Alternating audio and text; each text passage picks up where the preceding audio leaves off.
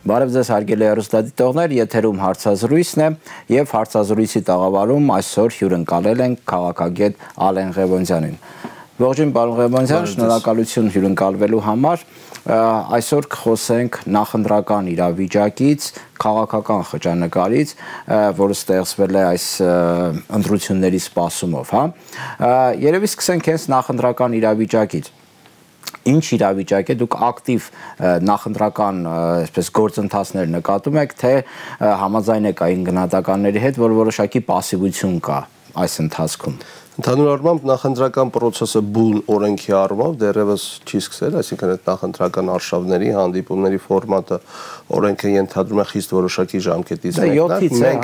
մենք դրան դեռևս չենք հասել, բայց ակնհայտ է, որ նաև ասում եմ թվային դարաշրջանում այդ ամեն ինչը շատ այլ կերպ նաև իրողություն է դառնում, համացանց, հարցազրույցներ, հանդիպումներ ակտիվի տարբեր ներկայացուցիչների հետ։ Այստեղ իհարկե մի քանի խնդիրներ եմ ես տեսնում, որովհետև այդ խնդիրները կապված են քարոզարշավի կամ թաքնված քարոզարշավի էլեմենտների հետ, այսինքն եթե գործող իշխանությունը եւ նրա ասում ղեկավարը վարչապետի պաշտոնակատարը այս պահին պետք է, այսպես ասած, ծառայի Հայաստանի Հանրապետությանը, նա այդ անվանտակ հանդիպումներ է ունենում տարբեր մարզային կառույցների հետ,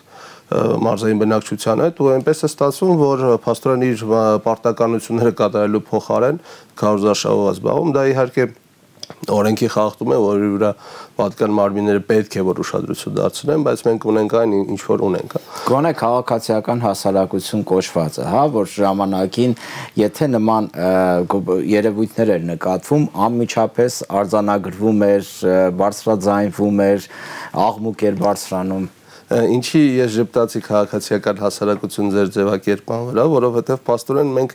մեծ հաշվով այդ 10 քանի տարի որ այսպես ասած բարձրագույն կոչերով ասում այ մեր քաղաքացիական հասարակության ինստիտուտները, ՀԿ-ները, ԶԼՄ-ները, ինչ որ ակտիվիստներ, որոնք փողոց էին փակում, երբ որ ինչ որ մեկի բակում, ասենք թե ինչ որ մի փոքրիկ անօրինություններ, ասենք ինչ որ տաղավար էին տեղադրում, այսօր երկրի վարչապետ այդ ամեն ինչի ներքո, այսինքն անօրինական ճանապարհով քարոզարշավով զբաղվում, դրում բացահայտ զբաղվում, նրանցից որևէ մեկից ձայն չի լսում։ Եվ վերջի 3 տարի մեծ հաշվով նրանցից որևէ մեկից ձայն չի լսում։ Տվեց երկրում 3 տարի բազմաթիվ անօրինություններ են տեղի ունեցել, ընդ որում ամենահետաքրքիրը այն է, որ այդ անօրինությունները բացահայտ են եղել, այսինքն որևէ մեկը չէր փորձում ծածկադմփոցով կամ ինչ որ գաղտնի կերպով այդ ակնհայտ, այդ նաև ձևակերպումների մասով։ Մենք քանի անգամ ենք ունեցել իրավիճակ, երբ որ գործող վարչապետը քաղաքացիական պատերազմի կոչեր արել, քաղաքացիական բախումների կոչեր արել։ Մենք քանի անգամ ենք ունեցել ատելության խոսքի հետ կապված այդ ճամբարաբաժանումները եւ այլն եւ այլն։ Այսինքն մենք կարող ենք բազմաթիվ այդպիսի օրինակներ բերել, բայց ունենք այն ինչ որ ունենք, այսինքն մենք փաստացիորեն չունենք քաղաքացիական հասարակություն կամ ունենք այնպիսի քաղաքացիական հասարակություն, որը սպասարկում է ինչ որ շահերի քաղաքական շահերի ինչ որ շրջանակների շահեր եւ ցանկանում է բացառապես տեսնել այն ինչ որ իրենց շահերի տեսանկյունից ակնհայտ է։ Մեծ հաշվով ընտրական process-ին, եթե վերադառնանք, կարելի ասել ինքը դիսկրետ է, այսինքն մենք մեծ հաշվով ունենք 26, հա, կարծեմ արձանագրված կուսակցություն, թե 27 այնքան շատ է, որ անգամ թվերն ենք մոռանում, ունենք 4 հիմնական դաշինք, սա իրականում մի կողմից մեր քաղաքական այսպես ողբերգությունն է այն առումով, որ այս ծայրահեղ իրավիճակում ունենք այսպիսի բաժանում, այսինքն այնքան քաղաքական հասունություն ունեցող թիմեր կան, որ բոլորը ցանկանում են երկիրը այս ծանր իրավիճակից հանել, իհարկե այստեղ կա պոպուլիզմի շատ մեծ էլեմենտ, հա։ Մյուս կողմից ունենք բավական պասիվ իրավիճակ, այսինքն ուր են այդ ուժերը մեծ հաշվով, որտեղ ենք մենք իրենց տեսնում, ինչ առաջարկ են անում հասարակության եւ արդյոք այդ ներուժը ունեն, թե չէ։ Իհարկե կան հատուկ են ուժեր, որոնք թե գիտեն ուր են մտել, թե գիտեն ինչի համար են մտել, թե պայմանավորված երկրի առջև ծառացած խնդիրներով այդ պատասխանատվությունը ստանձնելու թե կամք ունեն, թե ռեսուրս ունեն, հա, որտեղ այդ ամեն ինչը շատ կարևոր է։ Բարի ցանկությունները երբեք խնդիրներ չեն լուծում պետությունների ծայրահեղ, այսպես ճգնաժամային աղետաբար իրավիճակից դուրս գալու մասով։ Դրա համար եմ ասում, բավական դիսկրետ է, հա, մի հատվածում կա որոշակի ակտիվություն, հանդիպումներ, մյուսի կողմ այսպես պարագային որոշակի պասիվություն, իշխանությունը դեռևս չի հասկանում որտեղ է հայտնվել եւ ընդհանրապես ինչ տեքստով պետք է խոսի իր հասարակության հետ եւ ընդհանրապես ինչպես պետք է իր մեղքերը քավի, հա, որովհետեւ այս 3 տարին այդ մասով շատ ճակերտավոր բարեբեր էր։ Կարծում եք իրենք նպատակ են դրել մեղքերը քավելու, հա։ Օրինակ ես հռետորաբանությունից Փաշինյանի չեմ զգում, որ ինչ որ մեղքերը քավելու բան կա, այդտեղ օրակարգ կա։ Գիտեք, ցանկացած պարկեշտ նորմալ եւ հասարակության ժողովրդի մասին մտածող, նրանց պատասխանատու եւ հաշվետու իշխանություն պետք է հասկանա, որ սա ձախողման 3 տարի էր, հա։ Միշտ կարելի է մարդկանց խաբել ինչ-որ տեխնոլոգիաներով։ Այդ տեխնոլոգիաները տեղի ունեցան 2018 թվականի հայտնի դեպքերի ժամանակ, որտեղ մարդկանց մոտ կար արդարության դեֆիցիտ։ Արդարության դեֆիցիտը լցրեցին պոպուլիզմով, ազգադավ ինչ-որ շրջանակների քաղաքական շահեր սպասարկելով։ Ինչ ունեցանք ունեցանք Արցախի կորուստ, ունեցանք 5000-ից մինչև 10000 զոհ ունենք, մենք հարյուրավոր գերիներ ունենք 10000-ից ավել վիրավորներ։ Այո, 10000-ից ավել հաշվվածներ եւ վիրավորներ, այսինքն առնվազն այդ քաղաքական ուժը, որը նաեւ իրավական պատասխանատվություն է ստանձնել երկրի կառավարման մասով, արդյոք չի մտածում, որ պետք է այսպես ասած ներողություն խնդրի եւ ոչ միայն ներողություն խնդրի, հա, ծնկաչոք ներողություն խնդրի, որովհետեւ մենք չունենք 2000-2001 սերունդ արական սեռի ներկայացներ, հասկանում եք, այդ երկու սերունդը բացակայում է մեր առանց այդ էլ դեմոգրաֆիկ այն իրականություն։ Մենք փաստացիորեն Արցախը կորցրեցինք, ունենք շատ փոքր հատված, որ ռուսական խաղապահներն են, այսպես ասած։ Բացի այդ ադրբեջանցիները Հայաստանի սուվերեն տարածքում են։ Ես փորձում եի հասնել նրան, այսինքն նահանջելով հանձնելով մենք եկել ենք մի շեմի ենք հասել, երբ որ վարչապետի պաշտոնակատարը ասում է, գիտեք, սարերում ձյուն կա, մենք մոտիվացիա չունենք, որ այդ սարերի ձյունը, այսպես ասած, այդ ձնապատ տարածքները պաշտպանեն զինվորներ։ Արարատի վրա էլ ձյուն կա։ Այսինքն Արարատը անարժեք տարածք է, մեր նախնիների գերեզմանների վրա էլ է ձյուն նստում, այսինքն դրանք արժեք չունեցող տարածքներ են։ Այսպիսի մանկամիտ եւ ինֆանտիլ դատողություններ անող մարդը իհարկե դժվար հասկանա պատասխանատվությունն ինչ է եւ որ պետք է ապաշխարանքի գնա։ Ակառակը իր մոտ լիովին իրավիճակը այլ է, նախկիններին մեղադրելու են անվերջանալի եւ արդեն բոլորին մեղմացածված թեզը պարբերաբար շրջանառվում է։ Պետք է մի հանգամանքի վրա իրողություն, այսպես ուշադրություն դարձնենք այն, որ նրանք ատելության խոսքով եկան։ Հիմա նույն ատելության խոսքը շարունակվում է։ Եթե մենք օրինակ համատություն ենք անում ընտրարշավի կամ ընտրական հանդիպումների կոնտեքստը, այսինքն որ թիմը ինչի մասին է խոսում, օրինակ Հայաստան դաշինքի վրա, եթե կենտրոնանամ, այնտեղ կա խոսք, այսինքն կա բովանդակություն եւ կա առաջարկ։ Չկա ատելության խոսք ուղված որևէ մի թիմի, այդ թվում նաեւ գործող իշխանություններին, որովհետեւ ակնհայտ է, չէ, եթե մենք էսի ծայրահեղ իրավիճակում սկսենք նորից ատել իրար, այսինքն մենք երկիրը ուղղակի ձախողելու ենք վերջնականապես։ Հիմա եթե այդ համեմատությունը անցենք կացնում, օրինակ Հայաստան դաշինքի եւ գործող վարչախմբի եւ այսպես Փաշինյանի հանդիպումների այդ կոնտեքստում ինչ ենք տեսնում, բացառապես նորից նախկինների հետ կապված ատելության խոսք, սպառնալիքներ, որ թավիշը պետք է, այո, թավիշը պետք է երկաթով փոխարինենք ինչ, այսինքն ինչ ինքը իր սեփական քաղաքացիներին ինչ որ պատիժներով, վենդետաներով է սպառնում, հա, այսինքն ինքը սահմանադրորեն հանդիսանելով այդ քաղաքացիների անվտանգության եւ ֆիզիկական անվտանգության դրապես գոյության իրավունքի հիմնական երաշխավորը ինքը իր քաղաքացիներին սպառնում է, այսինքն մենք ունենք մոտավորապես այն նույն մեկ ծաղրածուի քաղաքական կրկեսը, որով ապրել ենք վերջին 3 տարին, ամեն ինչում դաժե այն բանը, որ ասեք դեռ տեղի չի ունեցել, մեղավոր են ինչ որ մարդիկ, ովքեր նախկիններ են, հա, ինչ նախկինների մասին է խոսքը, ով է ձախողել երկիրը վերջին 3 տարվա մեջ, տնտեսական մեր ահավոր ցուցանիշների մասին, երբ որ ի հայտ կգա, այսպես ասած, անհրաժեշտ ինֆորմացիա հունիսի 20-ից հետո մենք հասկանանք, թե որտեղ ենք հայտնվել։ Բայց տեսեք, տնտեսությունից խոսեցիք, ամենակարևոր խնդիրներից մեկն է, հա, Հայաստանի։ Օրինակ դուք նշում եք տնտեսական ձախողումների մասին, բայց էկոնոմիկայի նախարարը մի քանի օր առաջ գրառում էր արել տնտեսական աննախադեպ զարգացման, ես փորձեմ հիշել, հա, ներդրումների հորդանքի մասին էր խոսում, այ տեսեք ինչպիսի տարբեր իրականություններ են, հա։ Միգուցե էկոնոմիկայի նախարարը, ով այսպես սննդի ցանցային ինչ որ ոլորտից է ներկայացվել որպես նախարար, պատշաճ կերպով չի տիրապետում մակրոտնտեսական ցուցիչներին եւ ներդրումների ծավալին առհասարակ։ Ներդրումների ծավալից չեն խոսում, չեն ներկայացնում, որովհետեւ Հայաստանում ցավոք ներդրումների ծավալը զրոյական է։ Ու երբ որ երկրի գործող վարչապետի պաշտոնակատարը տարիներ առաջ ներդրումներ խթանելու առումով կառավարության նիստի ժամանակ ասաց մենք ամեն ներդրողի կողքը մի ԱԱԾ ներկայացուցիչ կդնենք, Դուք հասկանում եք մոտավորապես adekvat բիզնես վարող շրջանակների համար դա ինչ է, այսինքն դա մոտավորապես տոտալիտար պետությանը բնորոշ վարք է, այսինքն մենք պետք է հետևենք ձեր բոլոր քայլերին, ֆինանսական, թե դուք ինչ եք անելու ձեր ֆինանսների հետ եւ այլն։ Որ մի adekvat բիզնեսը դրսից, թե անգամ ներսից այդպիսի այսպես քայլ կանի այդ երկրի ինչ որ ոլորտում ներգրավվածության մասով, հա։ Դա առնվազն մանկամտության գագաթնակետն է ուղղակի տնտեսագիտության ոլորտում էկոնոմիկայի նախարարին էլ ճիշտ ասած ես առանձնապես որևէ կերպ չեմ ցանկանում մեկնաբանել, որովհետև կարծում եմ անիմաստ է։ Պարոն Ղևոնդյան, վերադառնանք նախընտրական այս թոուբոհին, խոսեցիք որակի մասին, այ իշխանությունը հիմա խոսում է ներհասարակական համերաշխության, միավորվելու անհրաժեշտության, արտաքին վտանգներին դիմագրավելու առումով։ Անընդհատ նշում են, այ պետք է միավորվենք, պետք է միասնական հանդես գանք, որպեսզի հաղթենք արտաքին դիմագրավենք արտաքին մարտահրավերներին։ Շատերը հարց են տալիս, լավ 44 օր ազգը պետությունը միավորված էր եւ ինչ։ Եվ այն որ խաբեցին մարդկանց։ Եվ այն որ մարդկանց 44 օր ինտենսիվ կերպով պլանավորված իդեպ խաբեցին։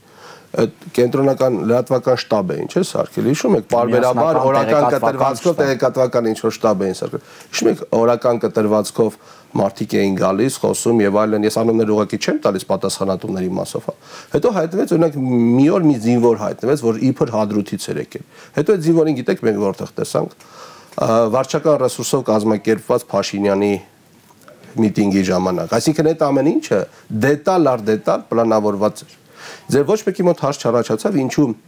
նոր կառավարության որոշում թե օրենք ընդունեցին, որ արգելվում էր պետական ինֆորմացիոն հոսքերից տարբերվող ինչ որ լուրեր տարածել 44-օրյա պատերազմի ժամանակ։ Այսինքն մարդկանց ուղղակի տուգանում են մի քանի միլիոնով։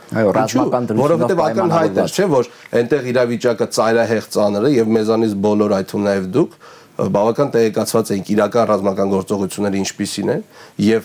երբ որ այդ ամեն ինչը սկսում էր հանրայնացվել, նրանք փորձում էին ուժային ռեսուրսը ոստիկանական ծառայության միջոցով ճնշել մարդկանց, որովհետեւ նրանք չասեն, որ իրականում մենք ոչ թե հաղթում ենք, մենք ցավոք պարտվում ենք ահռելի մեծ տարածքներ կորցնելով։ Ոստիկանական ռեսուրսի մասին խոսենք։ Ոստիկանները լավ գիտեն, չէ՞, ինչա տեղի ունեցել Շուշիում։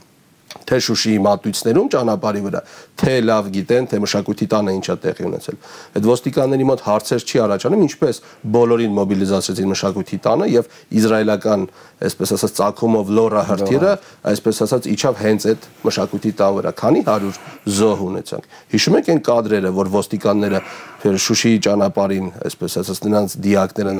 մեր նահատակների դիակները թափված էին։ Ոստիկանները հիշում են, գիտեն այդ մասին, չէ՞։ Արդյոք պարգևավճարները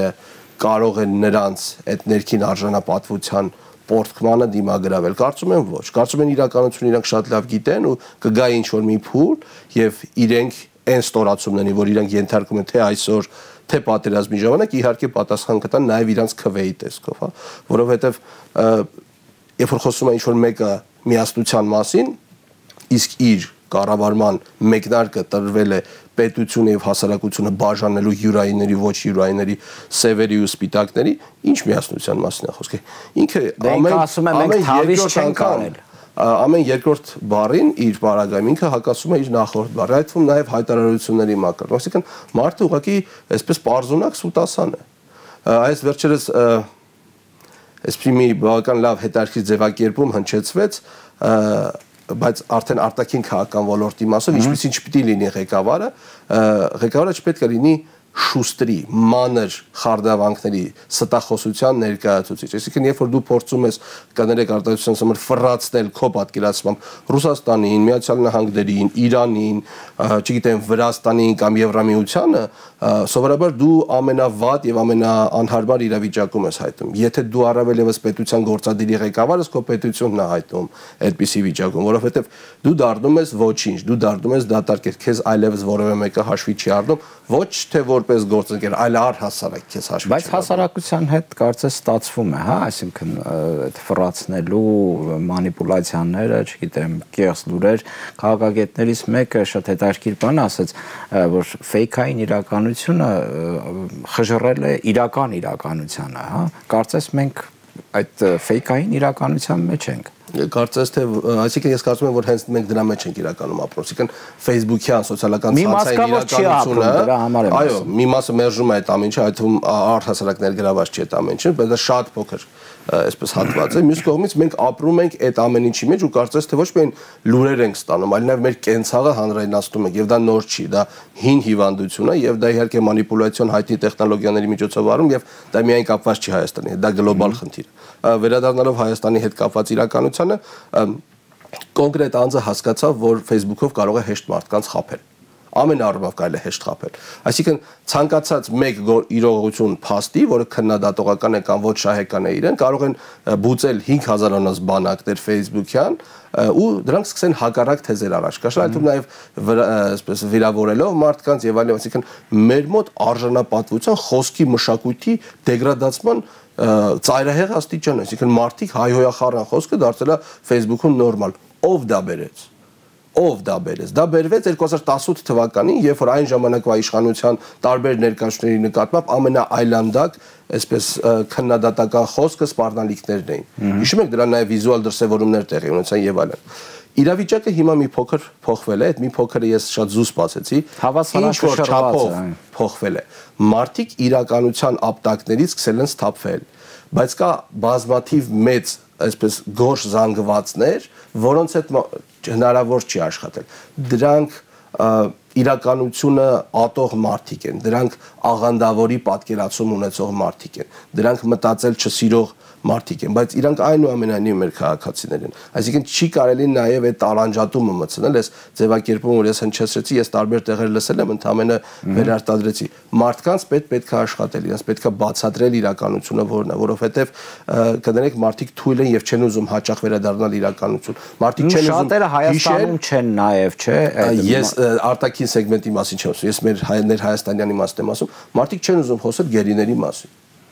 Որովհետև իրանց ներսում իրանք հասկանում են, որ գերի կարող է լինել իր աղջիկը եւ իր տղան։ Ուղղակի չեն ուզում խոսել, շատ կան այդպիսի մարդիկ։ Հետեւաբար մարդկանց հետ պետք է աշխատել ու բացատրել, չպետք է ճամբարներ կամ պատեր շարել նրանց միջև, որովհետև այդ մարդիկ մեր նույն արժանապատիվ քաղաքացիներն են, ովքեր ուղղակի խաբվել են։ Հիմա այդ մարդը մեղավոր չի, որ ինքը քաղաքական կամ այդ մանիպուլյացիաների դեմ անհրաժեշտ հմտություններ չունի դիմագրավելու։ Պետք է ճիշտ ձևով մեսիջներ ուղարկել։ Տեսեք, աշխատելու հետ կապված ես տարբեր կարծիքներ եմ լսում, հա, վերարտադրվելու հետ կապված իշխանությունների, վերջի շրջանում ավելի քիչ եմ լսում այն, որ իշխանությունը հնարավորություն ունի վերարտադրվելու։ Շատ ավելի քիչ է, հա, այդ նմանատիպ կարծիքները։ Ձեր կարծիքով ինչքան է հավանականությունը Փաշինյանի իշխանության վերարտադրման եւ ընդդիմության հնարավորությունը։ Սա ասում եմ նախորդ հարցի տրամաբանական շարունակությունը ինչքանով է հաջողվում համոզել։ Մի կարևոր իրողություն ուշադիր հետևեք իր վարքին։ Երբ որ կոնկրետ անձի վարքը սկսում է հիստերոիդալ լինել, այսինքն նյարդային ինչ-որ կծկումներով սկսում է գոռալ, հիստերիկ ինչ-որ վարք ցուցաբերել հանդիպումների ժամանակ, մարզային հանդիպումների ժամանակ, ենթադրելի եւ ապացուցելի է, որ իր գործերը ուրեմն լավ չեն։ Այսինքն ինքը սկսում է նյարդայնանալ այն ժամանակ, երբ որ հասկանում է, որ այն մարդիկ, ում որ բերել են միտինգի, իսկ այդ միտինգի բերված մարդկանց մի մասը երեխաներ են, մյուս մասը վճարովի միտինգավորներ։ Ավտոբուսներով մարդիկ են պատտում, որպեսզի կոնկրետ անձի միտինգներին ներկա գտնվեն, որպեսզի կներեք ցույց տան մասովկա կա, այսինքն ինչ-որ խտություն կա։ Վանաձորը դրա վառ օրինակն է։ Այո։ Ուրեմն այդ հանգամանքը ինքը շատ լավ գիտի դա ինչը։ Ինքը շատ լավ հասկանում է, որ Իրան փորձում են խաբել եւ գոնե հրաապարակային այդ այսպես ասած տեսանյութերի միջոցով փորձում են ազդեցություն գործել զանգվածների վրա։ Դրա ազդեցության գործակիցը շոշափելիորեն նվազել է։ Հմեկի գործոնը ազդեցիկ է, որովհետև շատ մարդիկ հանրային են նայում, իսկ հանրայինը դարձել է նրա պաշտոնական քարոզարշավի առաջի հարթակը, հա, բայց իրականության մեջ երբ որ մենք շփվում ենք մարդկանց հետ եւ ընդհանրապես նայում ենք իրավիճակը, այլևս իրեն պաշտպանող լինելը բորոտի հիվանդություն ունեցող մերժվածի վարքացույց է։ Ամոթ է, հա։ Այո, ամոթ է, ստորացուցիչ է եւ անարժանապատիվ է գործող վարչապետի աջակից լինելու հանգամանքը։ Ես շատ միջավայրներում եմ շփվում եւ գիտեմ, որ կոնկրետ այս մարդիկ այս կամ այն կերպ այնուամենայնիվ ունեն սիմպաթիա, երբեք չեն արտահայտվում։ Հիշում եք նախկինում ինչ էր տեղի ունենում, ում էին մերժում նախկինում։ Հիմա նույն վիճակը Իրանա, որտեղ ատելությամբ եկածը հենց այդ ատելությունից էլ զոհ է գնալու։ Չի կարելի ատելության այդ նեգատիվով գալ եւ մարդկանց մեջ այդ սերմանել։ Հիմա ինչ ունենք։ Ունենք իրավիճակ, որ իհարկե վարկանիշը շոշափելիորեն նվազել է։ Անգամ 4%-ի անկում կա մի շաբաթվա մեջ։ Դա շատ ծայրահեղ անկում է, մանավանդ այն իրավիճակում, երբ որ ինտենսիվ process-ներ են գնալու առաջիկայում եւ ինչով ես մտնելու այդ process-ների մեջ, այսպես ինչպիսի հիմքով ես մտնելու, հա։ Նախկիններին քննադատելու։ Գիտեք, կա այդվում նաեւ հասարակական սոցիալական գիտակցության ցածր ցենզով այնպես շրջանակ, որ ու մոտ այլևս դա չի անցնում։ Ասում եմ, լավ, հասկացանք, նախկինները շատ վատն էին։ Ամեն ինչի մեղավորը նրանք են, բայց 3 տարի դու ես չես խնդիրները ստեղծել։ Այսինքն փաստորեն նա մեղադրում է նախկիններում ինչ որ բանում, որոնք դեռ կարող են նաև եղած չլինել, հա։ Մարդիկ հասկանում են իրականությունը։ Կներեք, երբ որ մտնում են սուպերմարկետներ, հասկանում են, որ կներեք նախկինները որևէ կապ չունեն ներկրվող ձեթի կամ ալուրի կամ, չգիտեմ, այլ սննդամթերքների հետ։ Այստեղ կա առնվազն այլ բան։ Վերջիվերջո մարդկանց պետք է հարցադրումներ անել, հա։ Լավ, նախկինները այդքան ամենակարող էին, այդ դեպքում ինչի իշխանության չմնացին։ Հարցեր են, չէ՞։ Ինչի իշխանության չմնացին, հա։ Եվ այդպիսի բազմաթիվ թեզեր կան։ Հիմա շատ է հնչում, չէ՞, ասենք մեղրին տվեցին նախկինները, չգիտեմ, ադրբեջանցիներին նախկինները բերեցին Հայաստանի սուվերեն տարած, չգիտեմ, նախկինները գերի տվեցին, նախկինները ամեն ինչ նախկիններն են անում։ Ստացվում է այնպես, որ Հայաստանի գործող վարչապետը անգործունակ, անկարող ինչ-որ մի անձնավորություն է, որ ուղղակի ժամանակավոր կերպով նստած է այդ աթոռին եւ 2018 թվականին էլ բոլոր մարդիկ գնացին անկարող, այսպես քաղաքականապես իմպոտենտ ինչ-որ մեկի հետևից, այսինքն ստացվում է, որ այդ ամեն ինչը թատրոն էր, միգուցե մարդիկ պետքա վերադառնան իրականություն, որովհետեւ եթե իրականություն չեն վերադառնում, առաջին հերթին իրենց խնդիրներն է, չէ՞, ավելանալու։ Վերջի վերջո, երբ որ մենք նայում ենք, ինքը ինչ օրակարգ է այսօր առաջարկում, ընտրական, ոչ մի որևէ գաղափար չի առաջարկում։ Վանաձորից Դիլիջան ասֆալտը փռած է։ Հիշում եք տարիներ շարունակ ասֆալտի թեման ինչքան ակտուալ եղել Հայաստանի ընտրական օրակարգերում, նախկիններում, այսպես նախկին 10, չգիտեմ, 20 տարվա մեջ, այսինքն նորից վերադառնում ենք հին բարի ասֆալտին, իսկ որտեղ են 5000 մեր զոհերը, ինչպիսի վերաբերմունք ցուցաբերվեց նրանց նահատակների մասունքների հետ Աբովյանի հայտնի հիվանդանոցում, այսինքն դա են գնահատականներ, հա։ Այն գնահատականներ, որ արժանի էին այդ տղաները, այն ծնողները, որոնք ամիսներ շարունակ մի դռնից մյուս դուռ են գնում պետական տարբեր գերատեսչությունների առջև միտինգներ են անում անկարողությունից, որտեղ այդ մարդիկ անտեր են մնացել։ Ընդ որում այդ մարդիկ միայն չի, որ անտեր են մնացել։ Ես ոչ մասնագիտական բառապաշարով եմ հիմա խոսում, որովհետև իրավիճակը շատ է փոխվել։ Մեր հասարակությունը վաղվա օրվա նկատմամբ բացարձակ հավատ չունի, չգիտեմ վաղը ինչ կլինի։ Եթե մենք այսօր քնում ենք վաղը արտանում ենք հասկանում ենք որ 1000 հոգի ադրբեջանցի Սյունիքի սարերում են ու որևէ մեկը Հայաստանի Հանրապետություն վարչապետի պաշտպանության հրապարակում համերգ է։ Այո, բան այլընտրանքը դա է, այսինքն որևէ մեկը չի արձագանքում, այսինքն մենք ունենք մի իրավիճակ, որ Հայաստան որպես այդպիսի պետություն չկա։ Այսինքն ապագա կա իհարկե, բայց Ադրբեջանի եւ Թուրքիայի համար հավանաբար, չէ՞։ Այսինքն գաղթականի հոգեբանությունը հիմա ինստիտուցիոնալիզացվում է։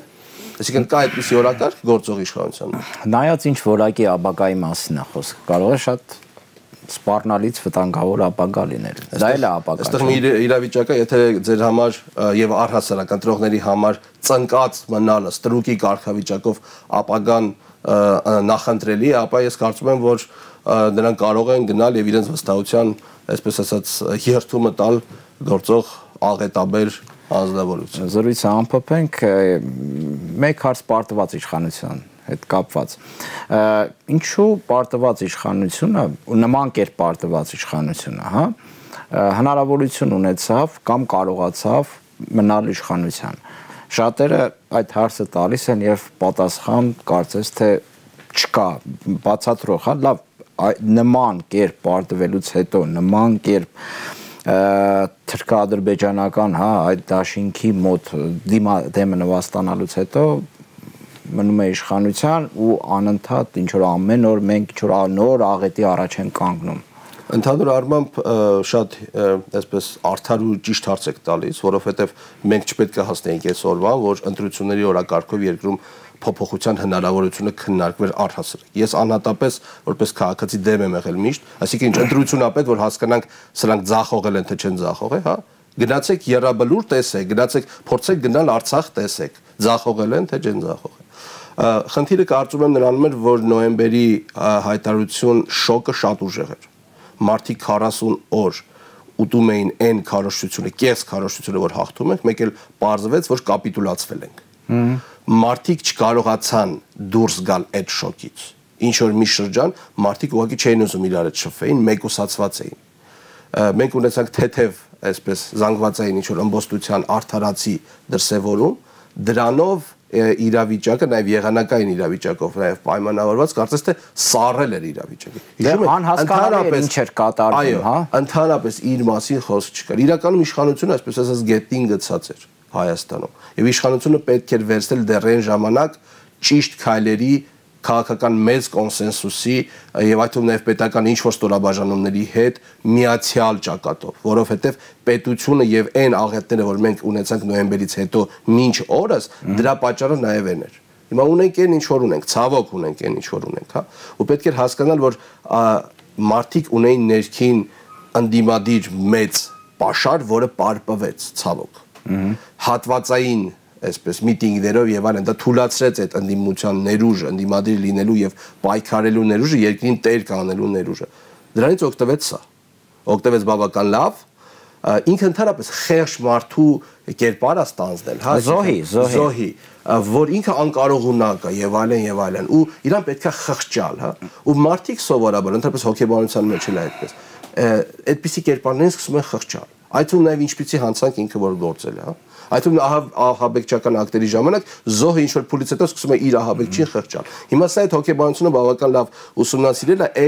այդ միտումով է փոխել։ Դե ասում են, դե ինչ անենք, հա, դե Թուրքիան Ադրբեջանի հետ դե չէր կարող,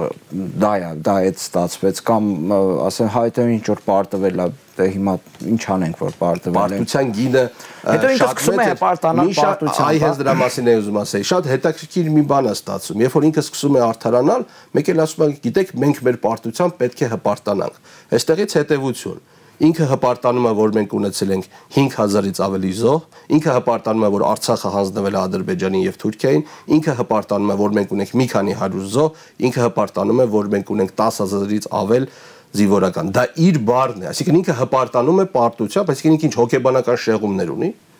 Այսինքն արդվազն մասնագիտական օգնություն կա բժշկի։ Եթե երկրի ղեկավարը այդպիսի կարգավիճակում է, նշանակում է մենք բոլորս պատանդ ենք, հա։ Այսինքն սա պետք է լինի այն առանցքը, ըստ որի գնահատենք իրականությունը։ Ոնց կարող ես պարտությամբ հպարտանալ։ Դե դժվար է ասել։ Ես օրինակ բանական բացատրություն տրամաբանական բացատրություն փորձագետի դիրքերից ինչ որ վերլուծություն։ Եվ այս ամենի մեջ նաև ԱԳՆ-ի արտգործ նախարարի հրաժարականը, տեղակալների հրաժարականը, կարծես թե այդ հրաժարականների այդ շքերթը չի դադարում։ Ես կարծում եմ, որ ոչ միայն ԱԳՆ-ի մասով, այլ նաև զինված ուժերի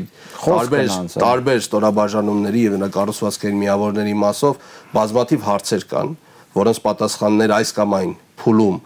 գոնե հունիսի 20-ից հետո մենք պետքա ստանանք օրինական հանձնաժողով ձևավորելու ճանապարհով, որովհետև մենք պետքա երկրում իշխանություն փոխենք, որ հասկանանք պետությունը իրականում ինչ վիճակում է, որովհետև մեծագույն հավանականությամբ միգուցե մենք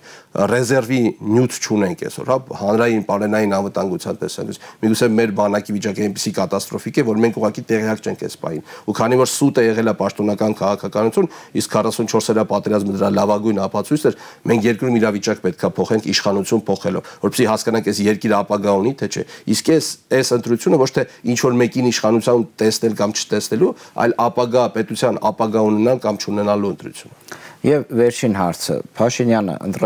եթե հայտնվի բարդ իրավիճակում, կարծում եք կգնա ընտրակեղծիքների ճանապարհով։ Ես կարծում եմ, որ վարչական ռեսուրս եւ ընտրակեղծիքների process-ներ արդեն գնում են։